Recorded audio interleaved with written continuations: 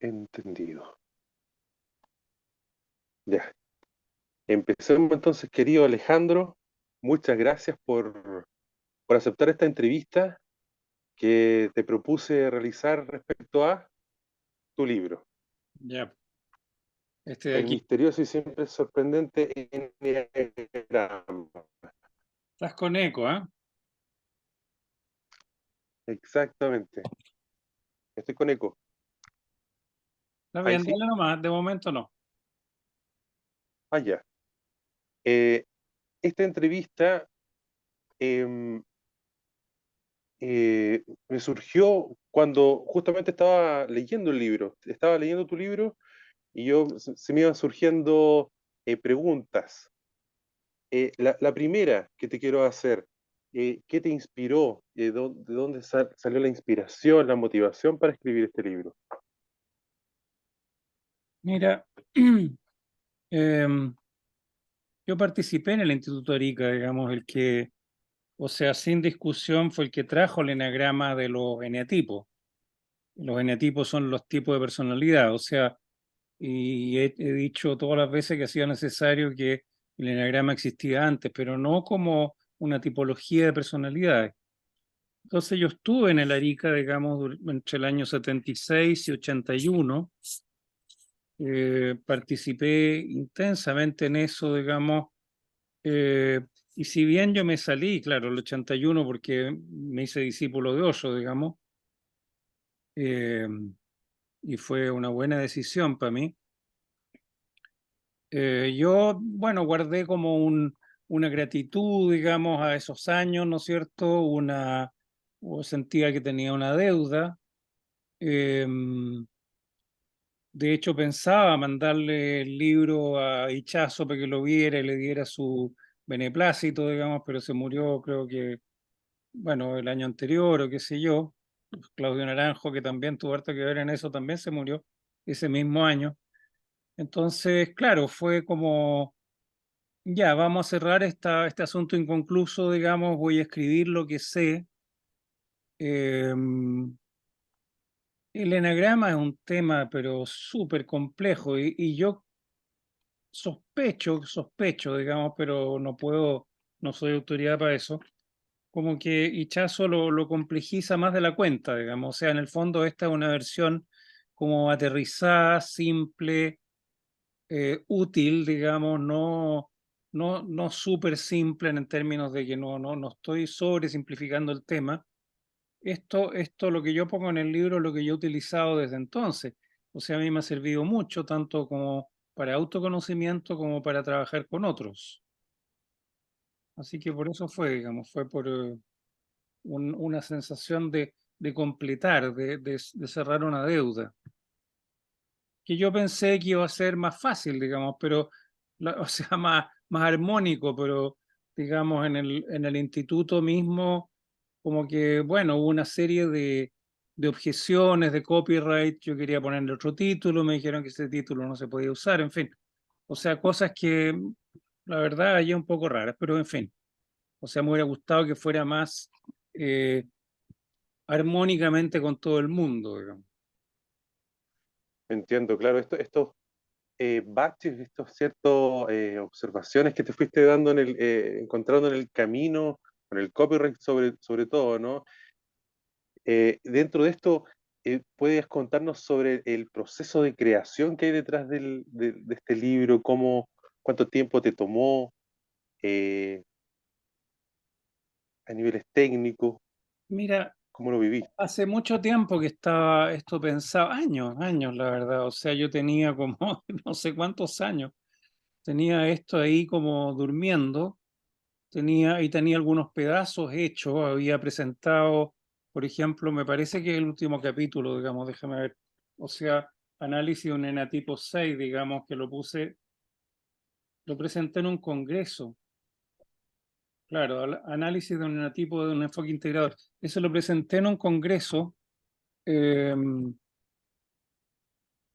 ya no me acuerdo, digamos, creo que era claro, de enagrama, hay instituciones que se preocupan de esto, hay otro, digamos, hay un artículo que presenté también y que se hizo en un libro, eh, los instintos. O sea, habían partes hechas. Y habíamos hecho también con Alice, digamos, mi pareja, eh, las estrategias de trabajo terapéutico. Habíamos empezado y también habíamos trabajado un poco el tema de los dominios. Eh, y digamos, eh, habíamos recién empezado, pero realmente era como cuesta arriba esta cuestión, era como que costó mucho cerrar este no sé por qué tanto. Bueno, quizás porque yo estaba en otra cosa, digamos, simplemente, pero costó mucho como aconchar, costó mucho, ya, me voy a poner a hacerlo y no me acuerdo cuándo fue eso, pero en algún minuto como que, ya no me acuerdo ni cuándo lo publiqué, digamos, lo publiqué hace como un año creo, ¿no? Claro. Exacto. Claro, claro. Pero digamos, antes de eso fue como un momento, ya, me puse. O sea, cuando me vienen los impulsos, ya dije, ya lo voy a hacer ahora. Y, y ahí fue mucho más rápido, por supuesto. Ya distribuí los capítulos, en fin, cómo lo voy a hacer, de qué quiero hablar, qué quiero incluir, qué no, digamos. Había una parte que estaba pensada, que era como la historia de la Arica, o sea, desde quién era Oscar Ichazo, digamos, y toda la historia bueno, de cuando vino a Santiago, después cuando se fue a Arica, y todas estas cosas que ocurrieron entre medio. Después hubo un tiempo en que, eh, dicho sea de paso, yo no participé en todo eso, yo no conocía a Oscar Ichazo. Incluso fui donde gente como que tenía enterradas algunas fotos, digamos ya. O sea, hay un hombre que era muy importante que yo lo conocí, que le tenía mucho cariño, que se llamaba Héctor Fernández, que era presidente del Colegio Psicólogo y fue el que de alguna manera, eh, sobre todo le dio la acogida a Oscar Ichazo en Santiago, digamos. Él tenía lo que llamaba el Instituto de Psicología Aplicada, que a la pasada, que queda en Bellavista, 185 me parece. Bueno, la calle Bellavista. Y el colegio de psicólogos, como anécdota, digamos, también estuvo en esa casa, como que había una ala que era del colegio y otra que era de la Arica, digamos, y la gente del colegio, como es el gremio, digamos, le parecía muy incómodo que hubiera tanto hippie, digamos, ya como que nosotros éramos hippies. Bueno, ya, pero eso fue, o sea, y quería incluir toda esa parte, y ya con las objeciones del Instituto Arica, digamos, como que ya me eché para atrás. Además, digamos, em, la figura de Oscar Ichazo es bastante controversial, la verdad, y yo creo que con cierta justicia. O sea, me encontré con testimonios muy polares, incluso gente que decía las dos cosas. Por un lado, si tú lees la biografía de Claudio Naranjo, por ejemplo, que fue uno de sus primeros, no sus primeros, pero más importantes discípulos al principio, tú ves incidentes, digamos, y que después me han confirmado otras personas, en que Claudio sentía que Oscar era una persona que le podía aportar mucho, que efectivamente le reconocía un estado de conciencia superior, y a la vez era un mentiroso y un tramposo. Entonces, una vez le dijo eso ahí, digamos, y está esto en la biografía, ¿cómo se llama?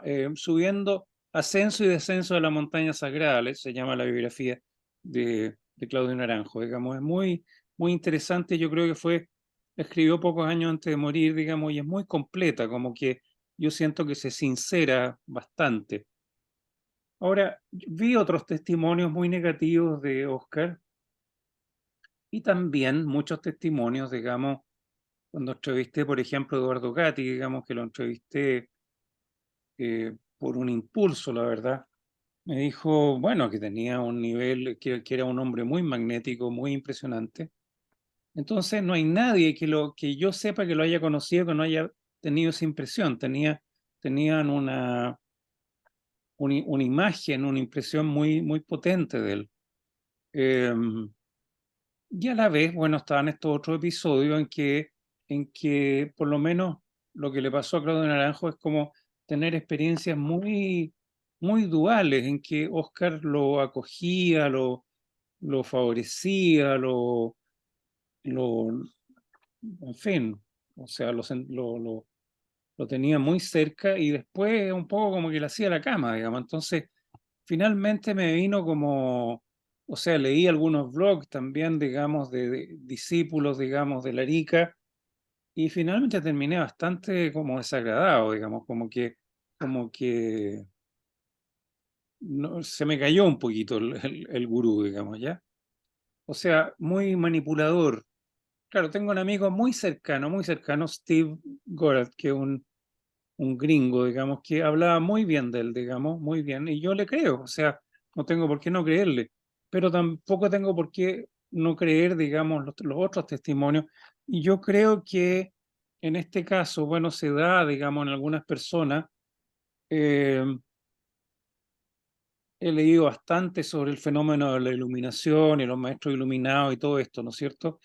Y en algunos se da una cosa como en que parecen no haber completado su desarrollo como liberado de ciertos rasgos neuróticos, digamos, o manipuladores.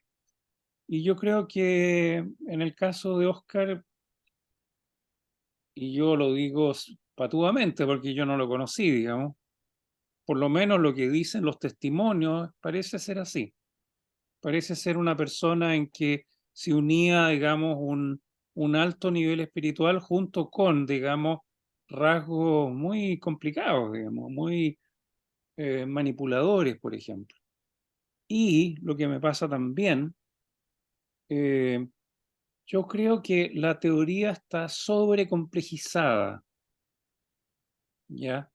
Siempre como que yo quedaba corto, era la impresión como que, o sea, y lo último que hablé con un amigo, digamos, que me decía, bueno, es que había que entender el protoanálisis y toda una historia para meterse en el tema del enagrama, y yo, o sea, era de un nivel de complejidad, digamos, que en algunos blogs se burlaban de eso precisamente porque ya era chacota, ya era como ya córtala, digamos. O sea, la cuestión es, o sea, mi experiencia con el ámbito espiritual es que todo es bastante más simple. Yo no creo, hasta donde yo sé, que las cosas se puedan complejizar, que sea necesario complejizar las cosas de esa manera.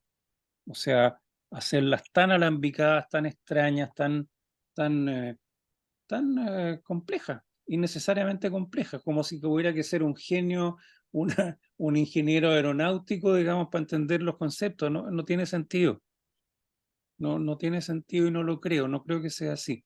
Yo he tenido mucha suerte en tener experiencias hermosas en el dominio espiritual sin ninguna complejidad intelectual, sin necesidad de entender ningún concepto de astrofísica ni de cirugía cerebral, digamos. O sea, todo muy simple, muy terreno, muy aterrizado, muy, muy hermoso, pero simple, simple.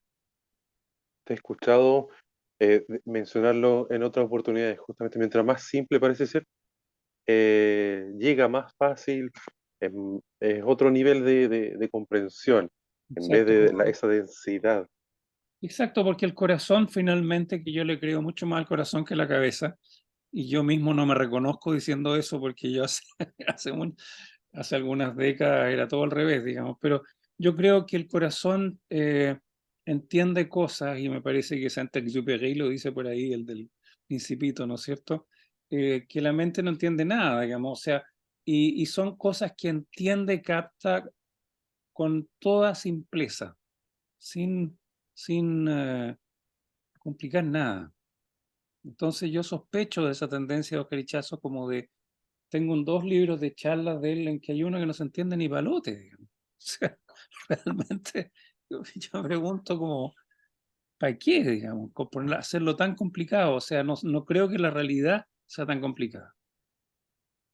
Sí, y también esto de la imagen del gurú, también lo mencionas en el libro. En este sentido, Oscar, claro, no estaría exento también a esas polémicas que también se ven relacionados los gurús.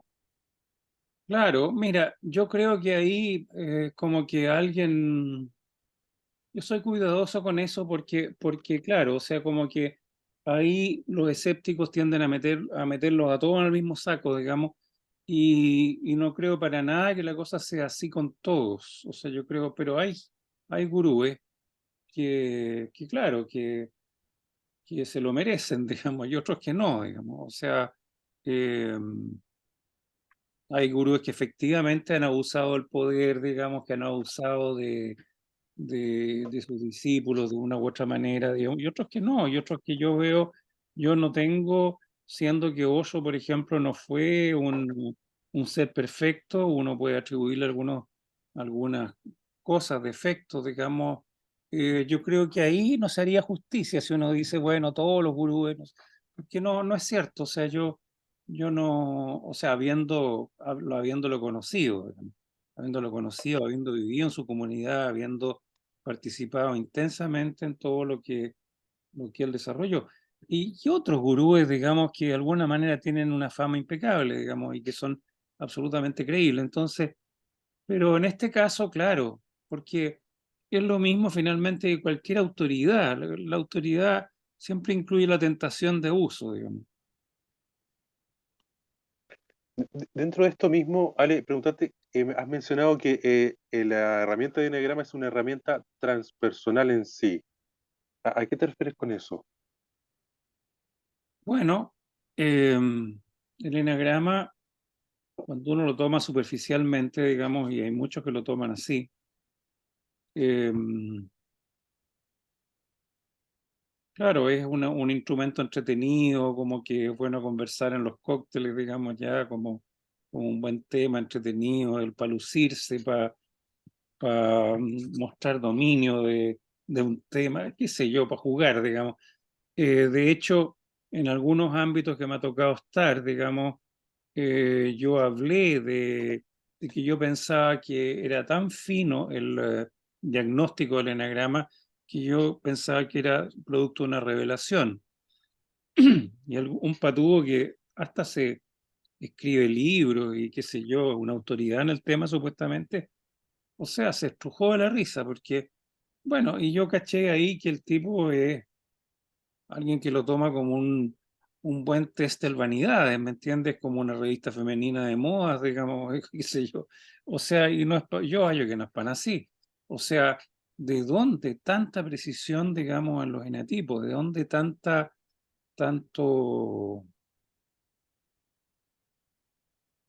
bueno, tanta precisión? Si es una cosa que uno puede verificar. Entonces, digamos, para mí es un instrumento transpersonal. ¿Por qué?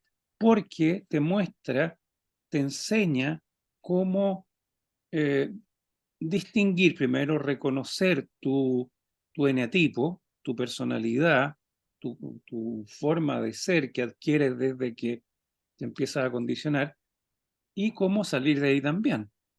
Entonces, finalmente, ¿qué es lo que pasa? O sea, uno cuando llega a este planeta es una esencia inocente, digamos, y con todas las cualidades que tienen los seres esenciales. Después adquirimos eh, una personalidad a través de nuestro, nuestra niñez dorada y esas cosas, y la escuela maravillosa y todo eso que nos pasa, digamos, cuando chicos, o sea, en que nos barren con toda la sensibilidad que tenemos. Y claro, entonces el enagrama te dice, bueno, te ganaste en este sorteo, te ganaste un tipo de personalidad, estas son las características y así es como puedes comenzar a desidentificarte de eso. Eso para mí es la... Entonces, no es simplemente una cosa con la cual jugar, digamos, un diagnóstico como para decir, uy, qué entretenido, tú eres un 4, yo soy un 5, ¿me entiendes? Y qué sé yo, y punto, ¿me entiendes? Sino que como darse cuenta, tomarse menos en serio, darse cuenta de nuestros mecanismos, eh, liberarse de algunos automatismos, digamos, y bueno, y trascender. Sí, en ese sentido yo encuentro que tu libro, si bien es descriptivo, no complejiza tanto y lo importante que a mí me sirve mucho, que te centra mucho es también en la falla instintiva, no en quedarse en un eneatipo. Eso yo creo que es básico y es fundamental, ¿no? Claro, porque no somos eso, pues si somos, O sea, somos un ser esencial diferente, cada uno de nosotros es distinto. Y lo que sí, claro, andamos con un eneatipo encima, que nos complica la vida, o sea, nos ha facilitado el aterrizaje en el planeta, sí, nos ha permitido adaptarnos, pero también, digamos, es un lastre en alguna medida, porque no nos deja, no da acceso a nuestra sensibilidad, a vivir en el fondo, en el presente, a vivir en forma más plena. O sea, no ¿cierto? nos Sí. permite eso. Dentro de esto mismo, que mientras ibas escribiendo, que te gustaría, o incluso ahora, que te gustaría que los lectores se quedaran de este libro?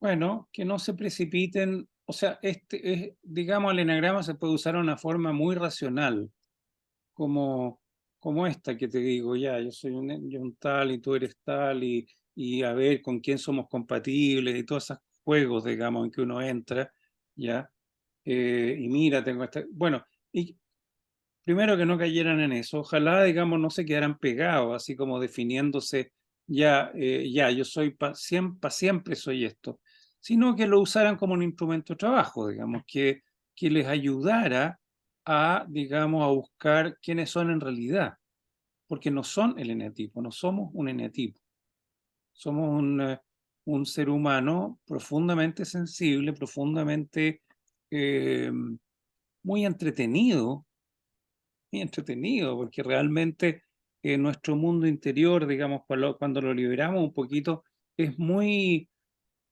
nos da mucha posibilidad de goce de la vida, ¿ya? Entonces, que no se quedaran en este cuento de que soy un enativo, porque en realidad tienen muchas más posibilidades adentro que quedarse en esta estructura, que es un disfraz útil, pero un disfraz a fin de cuentas. Hay una oportunidad de descubrir todo ese potencial que hay más allá de ese Exacto. eneatipo, entonces. Exactamente, el eneatipo es una herramienta, algo que aprendimos, depende de nuestra biografía, depende de qué es lo que nos pasó con nuestros padres, digamos, depende de nuestra experiencia en el colegio.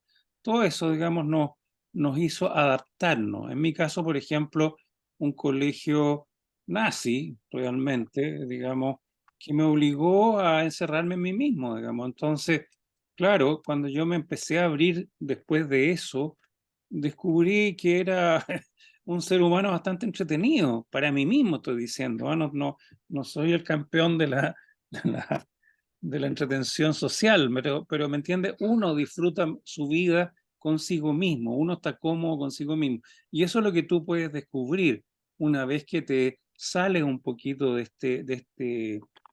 de este disfraz, de esta armadura. Personaje, Sí, cierto.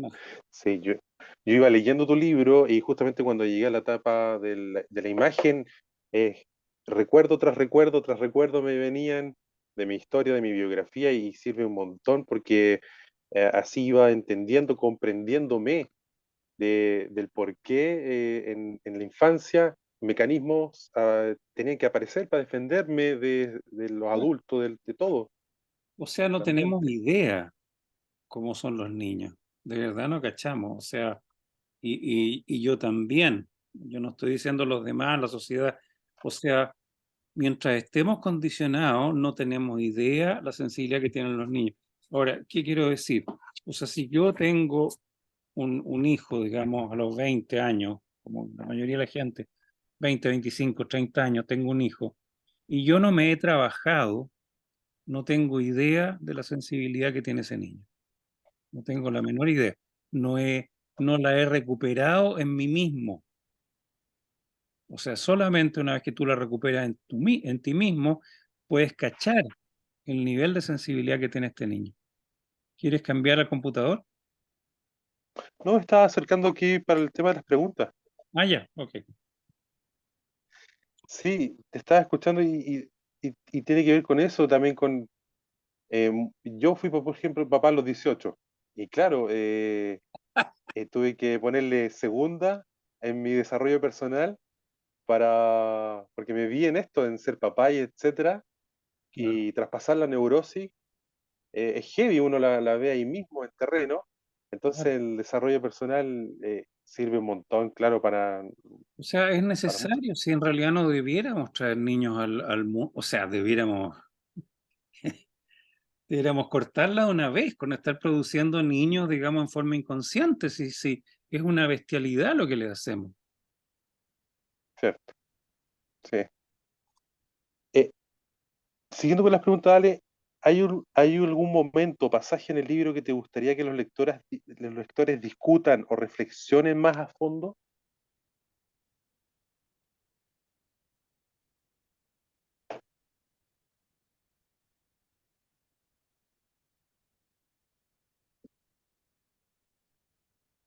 Mira, yo creo que la gente le llama la atención una sección del libro así espontáneamente. Yo no tengo una idea respecto a eso. Cuando tú hiciste la pregunta, me acordé de bueno, no le hice la entrevista a Roberto Gatti, fue un placer, me cayó muy bien, no sé, además su canción de los momentos me llega muy hondo, digamos, o sea, fue principalmente ese el motivo, además supe que estaba en el Arica, en fin, etcétera, se unieron muchas cosas. También me conmovió la historia de Kiko Larraín, lo menciono ahí, leí un libro de él. Yo conocía muy de cerca a la que fue su pareja, Pauneo. eh, Siempre la oí mencionarlo, digamos. eh, yo creo que esas historias de seres humanos, digamos, a mí me llegan mucho, digamos, como la experiencia directa. Eh, pero bueno, cada uno se conectará, digamos, con lo que le toque, la verdad, pero no sé. O sea, el libro para mí, todo el mundo me ha dicho, mi pareja incluso, ha dicho que está como muy armónico, Sí, cosa que de hecho, ese juicio no se lo saco tan fácil, digamos ya. Eh, y claro, o sea, como que cada uno verá qué es lo que le llama la atención, qué le llega, y eso depende de cada uno. O sea, claro. lo que me gustaría, claro, como te digo, lo que te dije recién, es como que no lo tomen como un instrumento de moda, ¿me entiendes? Y lo tomen así nomás. Pero aunque fuera así, bueno, ya, ¿qué le vamos a hacer? O sea, es inevitable.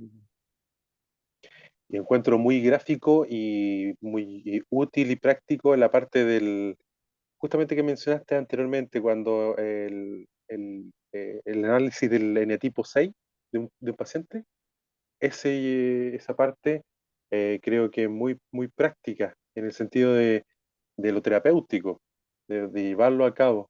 Claro, claro, yo creo que ese capítulo puede ayudar a que cada uno se vea, no solo los seis, sino que cada uno vea cómo puede trabajar el enatipo propio, digamos. Yo creo que eso puede tener su utilidad, no solo los seis, digamos.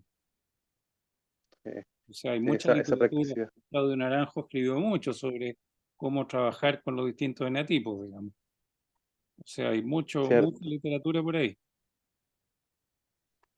Sí, en todo caso, ya lo habíamos mencionado en el diplomado online, que a mí, por ejemplo, en Naranjo, yo de repente me pierdo cuando comienza con el tema de las alas, y etcétera, etcétera, y después empiezan ya no son 9, después son 27.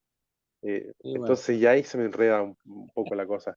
Claro, este libro es una versión simple, o sea, claro, o sea, a ver, ¿cómo decirlo? O sea, yo creo que es más que claro, yo creo que uno se podría ir a ver de la manera siguiente, es más que claro que somos todos diferentes. Eso, primera cosa. Entonces tú no vas a hallar, tú quieres un 4, tú no puedes hallar que todos los 4 son iguales porque no son iguales. ¿Ya? Ahora, tú puedes empezar a tratar ¿me entiendes?, de explicar por qué no son iguales, si son del subtipo tal o subtipo cual, ¿me entiendes? Te podís enredar en un diagnóstico ahí. Mi elección ha sido un poquito distinta, no me interesa eh, encontrar millones de subtipos, o sea, en buenas cuentas quedarme en el diagnóstico, sino que, por ejemplo, tú eres un 4, otra persona es un 4 y son diferentes. Bueno, Muy bien, pues si no importa, o sea, no importa por qué son diferentes, o sea, qué sé yo, uno nació antes, otro nació después, o qué sé yo, qué diablos, ¿me entiendes? O sea, el tema es que tomen su enatipo y lo usen para crecer, ¿ya? O sea, como que esta, yo creo que tal como a Ichazo se le pasó la mano en algunas cosas, digamos, yo creo que a Naranjo se le pasó la mano también en esta cosa del diagnóstico. O sea, para mi gusto, por supuesto, otra gente puede sentir que está perfectamente bien, pero para mi gusto, yo creo que se le pasó la mano en este diagnóstico tan bueno, que termina uno enredándose tanto en el diagnóstico que en el fondo pierde de vista para qué es esto. ¿Me entiendes? Entonces se queda como en los 27 tipos o no sé qué, que en el fondo son, digamos, son los 9 por 3, ¿no es cierto? Claro. Sí, Y se queda como tratando de definir, digamos, en qué casillero encaja cada persona. Y para mí eso no justamente. es lo importante, no es tan importante. Lo importante es que esa persona, si se define como un eneatipo X, con características personales diferentes, trabaje ese eneatipo X o ese instinto X. Y yo prefiero siempre empezar por el instinto. O sea, los de Naranjo, la gente que estudió con Naranjo empieza de otra manera, trata de definir el enatipo primero. Para mí me interesa definir el instinto, como es lo que aparece en el libro. Digamos, y ya con el instinto tú tienes material de trabajo. Entonces, eh, yo creo que Naranjo se engolosinó con el diagnóstico y ese libro de carácter y neurosis o algo así parece que se llama, sí, es muy, muy exhaustivo en esto y Naranjo, bueno, entra a montones de detalles de tipo diagnóstico psiquiátrico, digamos, pero para mí no es lo que me motiva con el enagrama. El enagrama para mí es un instrumento que te da como un trampolín, no para, ¿me entiendes?, para engolosinarte con el diagnóstico, digamos, y quedarte ahí, sino que ya, bueno, cachaste, eres un 4, entonces te van a pasar un montón de cosas que ya son suficientes para que tú trabajes en tu autoconocimiento, para que uses el enagrama, no que te dediques a precisar un diagnóstico ad eternum, digamos. Sí, la palabra clave que me queda mientras te escucho es la parte de desidentificación Claro. de eso y crecer a partir de eso. Bueno, interesante tu pregunta porque se me aclaró ahora, ¿eh? O sea, se me aclaró por qué como que no me interesa mucho meterme en los 27 subtipos, ¿me entiendes? Porque en el fondo, claro, ¿por qué yo prefiero quedarme con la versión simple? Porque es un trampolín, no es un asunto en que uno tenga que quedarse chapoteando en el charco, ¿me entiendes? Así como eternamente, porque eso finalmente te puede dejar atascado ahí, pues. Súper pegado, podemos estar ahí todo, Pero mucho claro, tiempo. entonces no es necesario, digamos, o sea, y no es o sea, ¿y qué es lo que finalmente interesa? ¿Diagnosticarse o trascender, digamos? Lo que interesa es trascender, a mí por lo menos. Entonces, ¿para qué vamos a dedicar más tiempo de la cuenta en esto? Ahora, que el diagnóstico Sí, sea bueno, por supuesto, o sea, ¿cuál es el instinto fallado? ¿Cuál es el negativo? Ya con eso, suficiente. exacto. Y dentro de esto, cuando ya terminaste el libro, lo publicaste, claro, han pasado meses, un año prácticamente. ¿Qué viene ahora? ¿Quieres seguir escribiendo sobre el enneagrama? ¿Sientes que ya cerraste este tema con el enneagrama? ¿Qué se viene ahora? Yo creo que se cerró, oye, porque tenía una posibilidad de ampliar el libro por una editorial en España y pensé, bueno, ¿cómo lo hago, digamos? O sea, sin inquietar a la gente del Instituto Arica, digamos, sin, qué sé yo, sacar material que ellos se sienten un poco nerviosos con eso. Y empecé una primera entrevista con Sergio Uneo, que es uno de los primeros alumnos de Ichazo, y que es hermano justamente de esta amiga que tenía yo de la Paz Uneo. Eh, y él, digamos, bueno, él no tiene las objeciones que tengo yo respecto al exceso de teoría dichazo, digamos. O sea, yo le hice una pregunta y me dijo, la respuesta que me dio, digamos, se me dejó claro, ya no tengo nada que meterme aquí, mejor ni me meto. ¿Me entiendes? Mejor ni me meto. O sea, y de hecho el impulso no era tan grande, ¿me entiendes? O sea, yo funciono por impulso. O sea, porque la cosa me atrae, porque siento que va a tener sentido, que va a ser un aporte. Ahora, claro, y en realidad, digamos, España está tan teñido con el aporte de Oscar, perdón, no de Oscar, sino que de Claudio Naranjo, porque Claudio Naranjo es muy conocido allá, muy conocido, sobre todo en Barcelona, digamos, dejó muchos seguidores, entonces este enfoque es ligeramente distinto, entonces en el fondo, ¿para qué? Digamos, iba a crearle ruido, digamos, no tenía mucho sentido aparte de tener un libro editado en España que a esta altura por ego, no, digamos, la verdad, no es tanto lo que me interesa, digamos.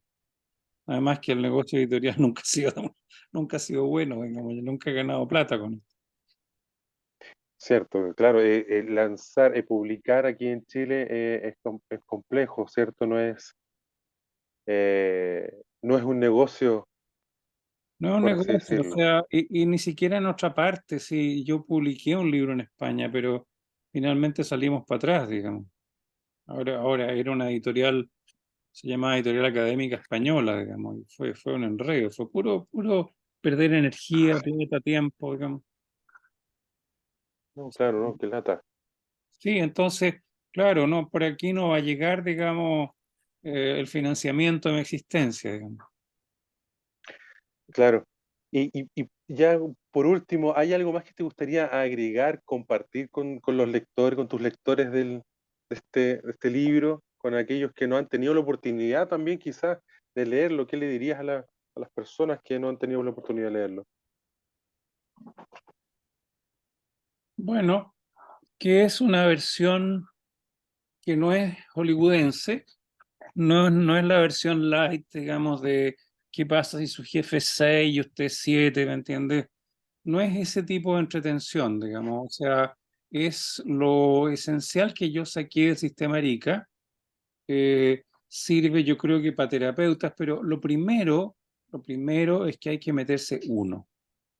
O sea, esto nos sirve como un manual, como cómo hacerle terapia a sus pacientes, ¿me entiendes? Sin meterte tú hasta el cogote, tienes que meterte tú, porque si no, es un instrumento más, digamos, de cabeza, en que tú estás usando un instrumento que ni conocís muy bien, pero lo usas como una buena herramienta para tener más sesiones, digamos, para, qué sé yo, mantener interesada a la gente. Esto es un instrumento de autoconocimiento y el autoconocimiento, como bien dice el nombre, parte por uno. O sea, ya. Entonces, si uno, bueno, en el fondo esto vale para cualquier terapeuta y para cualquier persona, digamos. O sea, si vas a trabajar con otros, tienes que trabajarte tú primero. Primera cosa, digamos. O sea, lo otro es abuso, abuso intelectual, abuso económico, abuso, o sea, hay demasiados chantas sueltos como para agregar uno más. Entonces, un poquito de sinceridad, digamos, en el uso de este instrumento es bienvenido siempre. Eso. Y lo pueden encontrar Súper. conmigo. Esto no está en las librerías, este libro. Eso también te iba a preguntar eso, ¿cómo lo conseguimos? Es Conmigo directamente no. contigo? Sí, así es. Excelente. En Yo todo caso, ahí lo tengo publicado como un apunte, una publicación del instituto. Nosotros damos postítulo, como tú sabes, nosotros hacemos juntos el postítulo online. Tenemos un Facebook que se llama Instituto Expansión, tenemos un sitio web, www.transformación.cl, en fin, ahí pueden contactarme, digamos, y encontrar el libro. en todo Pero caso, en la descripción solamente por del esa video, vía, ¿sí? claro, en la descripción del video, en todo caso, van a aparecer ahí Ah, bueno, el, el- las páginas y las redes sociales. Alejandro, más que todo, agradecerte de todo corazón el aportazo que escribiste con este libro. La verdad es que al finalizarlo, ya voy por la segunda lectura. ya. Quedé con claro, con estas preguntas y también quedé bastante fascinado porque es un espejo donde uno se puede reflejar bastante sinceramente, más así, más real, Y más, más, bueno, más aterrizado. qué bueno que te haya servido, digamos. Mucha gente yo creo que lo compra y lo guarda ahí como en un estante. Así que no he recibido muchos testimonios de alguien que lo haya leído y que lo esté leyendo por segunda vez, digamos. Así que No, gracias como te digo, por tu testimonio. de ahí una parte, sobre todo cuando lo describes con pasajes o personajes de película, mucho más Claro, gráfico también. desgraciadamente esos personajes de película probablemente sean un poco antiguos para la mayoría de los lectores, ¿ya? Porque son películas que me gustaron a mí, son de los 80, los 90, digamos. Eso ya es viejo para la mayoría, pero bueno, o sea, ¿qué le vamos a hacer? O sea, alguien se interesa en estudiar el personaje, bueno, puede conseguirse la película.